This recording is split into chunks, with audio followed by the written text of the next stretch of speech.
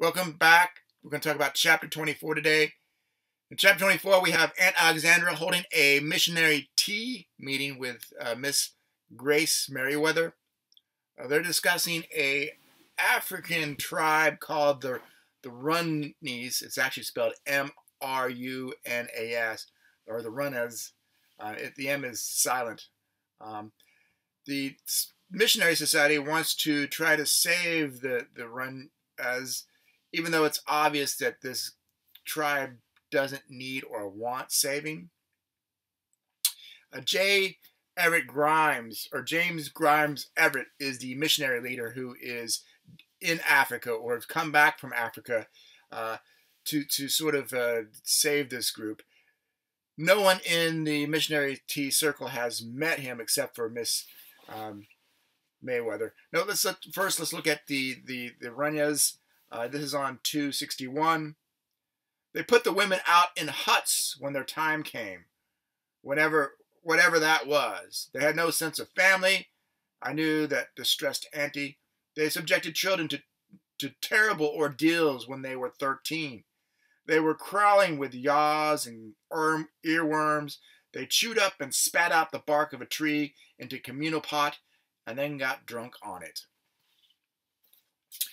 And that was on 261. And on 264, we got the talk of J. Everett Grimes.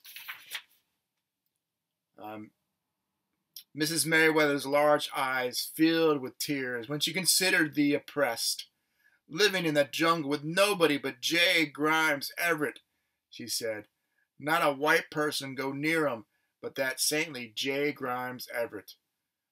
The poverty, the darkness, the immorality, nobody but Jane Grimes Everett knows. You know, when the church gave me the trip to the campgrounds, J. Grimes Everett said to me, Miss Merriweather, you have no conception of what we're fighting over there. That's what he said to me. I said to him, Mr. Everett, I said, the ladies of Macomb, Alabama Methodist Church South are behind you 100%. So there's a quick switch after this talk about the Runyas and the saving of the African group to the people in town, the African Americans in town. And so this is on 265 and 266. And this again is Mrs. Mayweather. The cooks and the field hands are just dissatisfied, but they're settling down now. They grumbled all the next day after the trial. There's nothing so distracting than a sulky darky. You know what I said to my Sophie, Gertrude? I said, Sophie, you simply are not being a Christian today. Jesus Christ never went around grumbling and complaining, and you know it did her good. And then this switches to Mrs. Farrow. It's just like I was telling Brother Hudson the other day. Shh, Brother Hudson, I said, looks like we're fighting a losing battle. A losing battle. It doesn't matter to him one bit. We can educate him until we're blue in the face. We can try until we drop to make Christians out of them. But there's no lady safe in her bed these nights.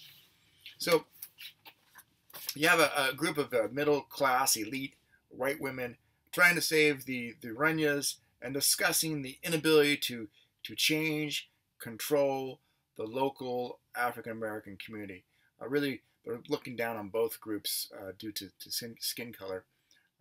And they have sympathy for this group in Africa, far away, but no sympathy for the African Americans in town who are upset because Tom Robbins has been convicted.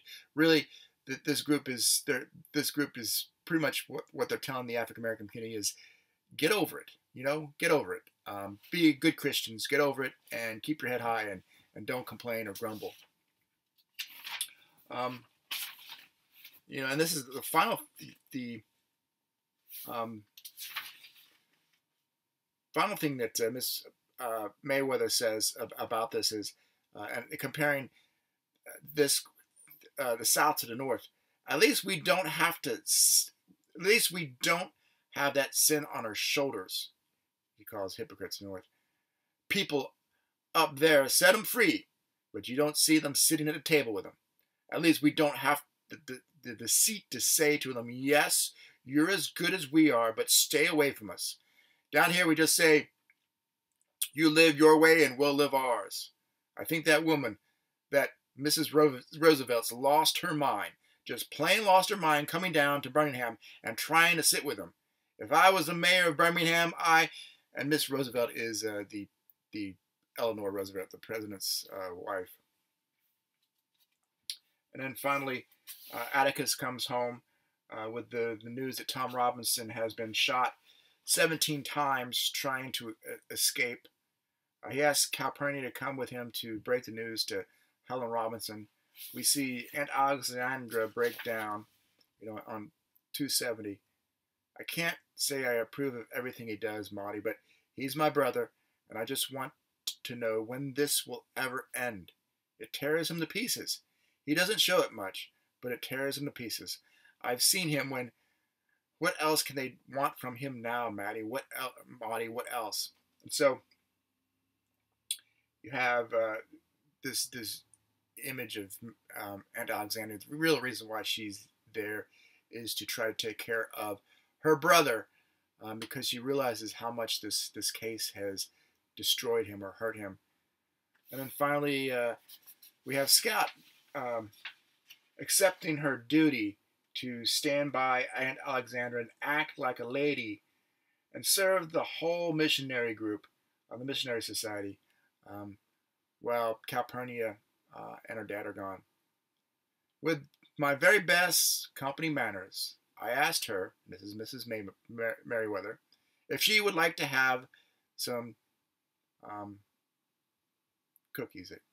After all, if Auntie could be a lady at a time like this, so could I.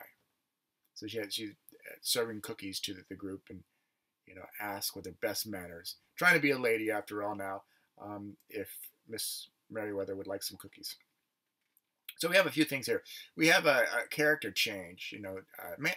Alexander is a dynamic character, as are most of the characters in this book. And also his Scout. Alexandra is not a bad person, like I said. She has trying to do her best to help Atticus and the family. We also see Scout's growing appreciation in Aunt Alexandra in this hard times. Finally seeing her for what she really is, and that is a caring sister.